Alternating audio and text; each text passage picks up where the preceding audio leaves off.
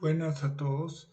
En esta presentación les hablaré de dos emociones muy importantes que han tenido la connotación de negativas, pero en realidad son emociones adaptativas. Eh, Son el miedo y la ansiedad. Antes de, Antes de hablar directamente del miedo y de la ansiedad, voy a volver a dar la definición de lo que es una emoción. Esta definición es sacada de los libros de psicopatología, en los cuales dicen que la emoción es una sensación subjetiva de corta duración, provocada por un suceso externo y un estado afectivo, acompañada por una respuesta psicológica y fisiológica característica. Uno de los propósitos de la emoción es motivarnos a realizar un comportamiento.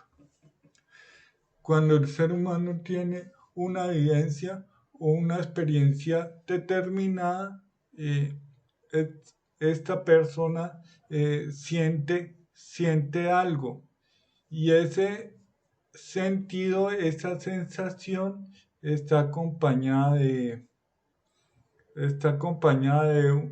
un estado afectivo, una respuesta psicológica que puede ser de bienestar, que puede ser de miedo, que puede ser de odio, y una respuesta fisiológica que puede ser alteración del ritmo cardíaco, alteración del ritmo respiratorio, o puede ser la activación de los músculos esqueléticos para emprender un plan de huida o para enfrentar el estímulo.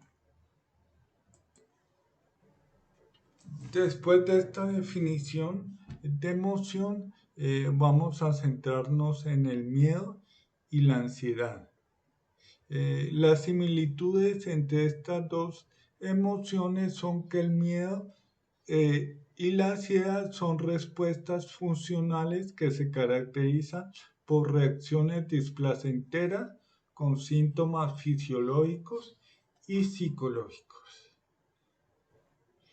Por otro lado, las diferencias entre miedo y ansiedad son en que el miedo ocurre ante un estímulo o situación presente, mientras que la ansiedad ocurre ante el pensar en una situación o estímulo que se presentará en el futuro. Ejemplo de esto, podemos ver en una situación en que una persona se encuentra con una culebra. Eh, la respuesta instantánea de esa persona es sentir miedo, eh, porque la culebra está en el presente. Eh, Ese sentimiento de miedo ayuda a dar una respuesta de enfrentar la culebra o de huir ante la culebra. Eh, por otro lado, si la persona, si el ser humano está en su casa y piensa en una culebra y comienza a tener reacciones como palpitaciones, eh, como aumento de ritmo respiratorio, se da una ansiedad ante la culebra. Esta ansiedad no necesariamente es mala, porque permite enfrentar el estímulo que se va a presentar en el futuro. O sea, cuando el individuo se encuentre con una culebra. Este ejemplo de la culebra no es muy útil para gente que vive en la ciudad, puesto que, puesto que muy poquitas veces se encuentra una culebra en el camino. Pero si, por ejemplo, la ansiedad de un estudiante es hacia un examen determinado que va a tener 3 días después, esta ansiedad puede ayudar a dar una respuesta eh, funcional, y dicha respuesta funcional se asocia con estudiar mucho para ese examen. Como conclusión de las diapositivas pasadas, podemos hablar de la utilidad de las emociones de miedo y ansiedad. Activar físicamente al organismo para dar una respuesta. Esta activación está dada por la parte respiratoria, la parte cardíaca y la parte de músculos esqueléticos. Eh, Estimula recuerdos pasados. Eh, esto es, esto es pensar acerca de si ya se vivió esa vivencia o no y cómo se vivió, o si se vivió una vivencia parecida, de qué forma se respondió. Y permite pensar al organismo si enfrentará o tendrá una acción de huida o de enfrentamiento del estímulo. A pesar de ser emociones adaptativas y funcionales, el miedo y la ansiedad se pueden convertir en algo desadaptativo. Cuando el miedo se convierte en algo desadaptativo, adquiere el nombre de ataque de angustia o de pánico. Cuando la ansiedad se convierte en desadaptativa, adquiere el nombre de ataque de ansiedad. El ataque de angustia o de ansiedad se caracteriza por respuestas físicas como aumento de la frecuencia cardíaca, dolor en el pecho, mareos, sensación de ahogo. Hay personas cuyas reacciones también implican una pérdida de conocimiento. Razones para el manejo disfuncional del miedo y de la ansiedad, o sea, para la presentación de los ataques de pánico o ataques de ansiedad. Eh, Estas razones pueden ser una alta magnitud del evento. eh, esto se da cuando las personas están cerca de explosiones, cuando las personas están dentro de un avión que se accidentó. Son eventos traumáticos generalmente. Eh, También puede pasar en los niños que han sido abusados sexualmente o en los niños que han sufrido maltrato intrafamiliar. Eh, Estas razones para el manejo disfuncional también se da por la tolerancia individual a los eventos. Esto tiene mucha relación con las características individuales, los umbrales de cada persona. Hay personas que soportan, que pueden, que pueden tolerar las, las situaciones traumáticas más que otras. Eh, y, y de qué depende también el manejo disfuncional de las herramientas emocionales para enfrentar el evento. Estas herramientas emocionales el individuo las adquirió en la primera infancia en los 8 primeros años específicamente, y se refieren a cómo los padres le enseñaron a enfrentar determinados eventos, determinadas frustraciones. El origen de los ataques de angustia o de ansiedad. Eventos traumáticos con alto grado de intensidad objetiva o eventos traumáticos con bajo grado de intensidad objetiva.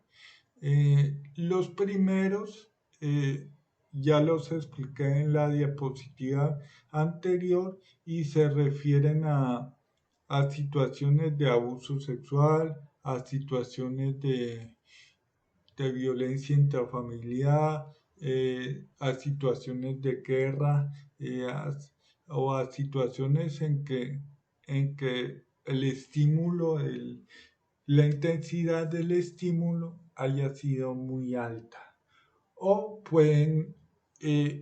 también estos ataques de angustia o de ansiedad se pueden deber a eventos traumáticos con bajo grado de intensidad objetiva. Estos eventos traumáticos se refieren a las enseñanzas que dejaron los padres. Un ejemplo de esto puede ser cuando la persona adquiere mucho miedo a una situación o a algo específicamente. Por ejemplo, un gato.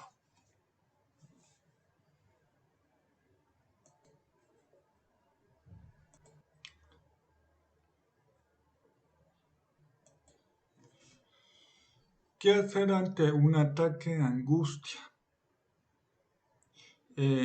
Ante un ataque de angustia, lo primero que hay que hacer es huir del estímulo o del ambiente perturbador. Cuando se da el ataque de angustia, esto, esto se produce porque la persona no puede enfrentar la situación o no tiene herramientas emocionales para enfrentar la situación que se le está presentando en el presente. Entonces, lo primero que tiene que hacer es huir de ese estímulo. Y la segunda cosa que tiene que hacer es acudir al especialista de salud mental, con quienes empezará un proceso terapéutico que le permita conocer las raíces de ese ataque de angustia y las formas para enfrentar o para solucionar estos ataques de angustia. ¿Qué hacer ante un ataque de ansiedad?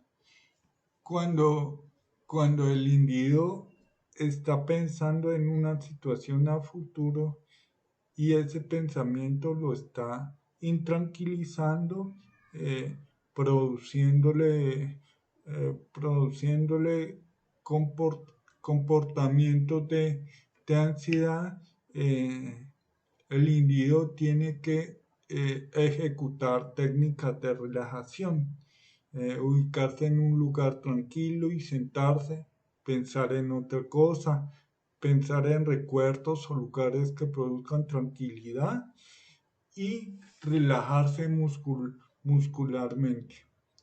Esto lo tiene que hacer en el preciso momento que se da el ataque de ansiedad. Y posteriormente el individuo debe acudir al especialista de salud mental, quien le ayudará a manejar estos ataques.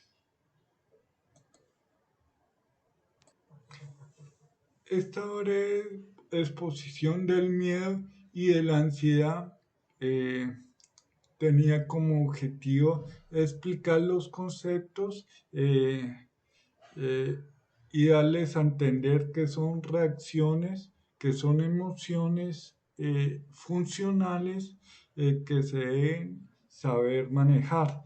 Y en caso de que no se pueda manejar, se debe acudir a un especialista en salud mental. Eh, antes de, antes de terminar esta exposición, quiero mostrarles mi tarjeta de presentación. Mi nombre es Felipe Jaramillo Soto, soy psicólogo clínico con formación en psicoanálisis. Tengo mi consultorio particular en Cali, en esta dirección. Este es mi correo electrónico.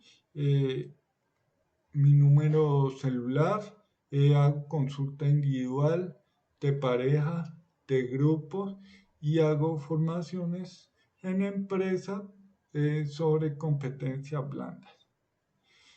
Tengo una página web, psicólogofelipejaramillo.com.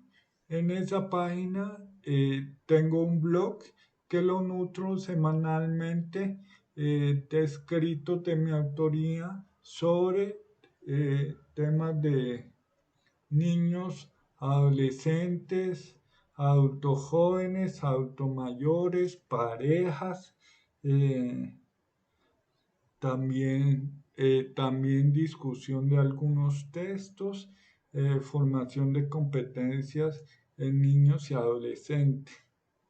Eh, Tengo una página corporativa en Facebook y en Instagram donde me pueden encontrar como psicólogo Felipe Jaramillo. Eh, Mi Instagram es Felipe Jaramillo Soto. Aquí, aquí estoy yo. Estas dos son las carátulas de mis libros, Cómo entender el comportamiento de mi hijo y ser adolescente y adulto joven hoy. Cómo entender el comportamiento de mi hijo trata de los principales acontecimientos presentados en la niñez, o sea, de los 0 a los 12 años, y cómo los padres pueden darle un manejo asertivo a las diversas situaciones conflictivas. Y el libro Ser adolescente y adulto joven hoy trata de las principales características del desarrollo en la adolescencia, que es de los 12 a los 18 años, y en la adultez joven, que es de los 18 a los 25 años. Y cómo estos fenómenos, estas particularidades, que algunas pueden ser problemáticas, se pueden enfrentar de manera asertiva por los adultos. Muchas gracias.